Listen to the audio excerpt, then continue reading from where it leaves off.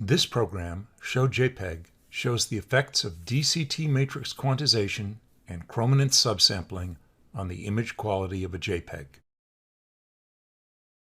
Before describing how the program works, let's look at how the image is processed. This picture shows a basic block diagram of the JPEG encoder and decoder.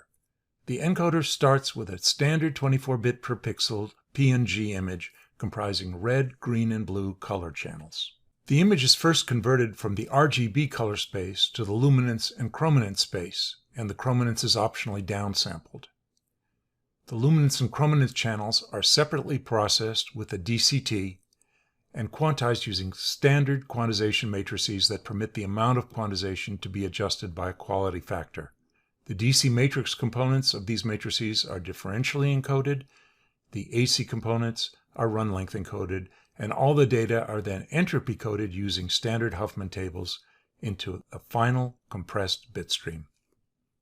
Returning to the program, you first select the input PNG image from the File menu. The input image is shown in the left panel. The output compressed image is shown in the right panel. Because all processing is done in MATLAB, it can be pretty slow to see the output image. The quality factor, Q, which determines the amount of quantization of the DCT matrices, can range from 1, which gives maximum quantization and poorest image quality, to 100, which gives minimum quantization and the best image quality. The default value is 50. By default, the chrominance is not downsampled. That's called 444 sampling.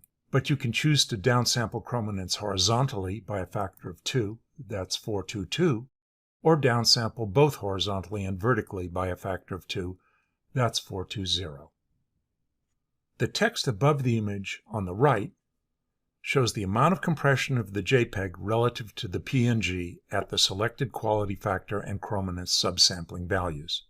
For example, given values of Q is 50 and 444 chrominance sampling, you can see that the luminance channel is compressed by a factor of more than 16 to less than half a bit per pixel. The two chrominance channels together are compressed by a factor of almost 50. The total compression is about a factor of 30. To show how quantization affects details of the image, you can zoom in on a portion of the input image and see the effect on the output image. This program is one of a suite of programs that I have developed to explain DSP concepts to my students during lectures.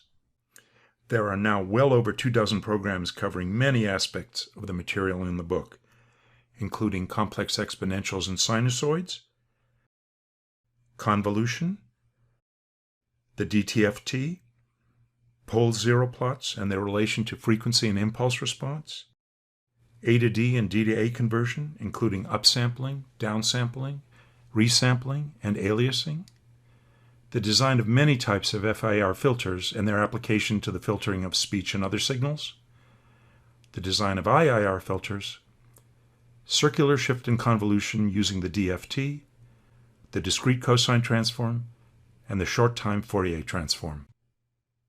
A selection of these programs is being made available to instructors who are currently adopting the book in their classrooms. For further information, please visit cambridge.org/Holton.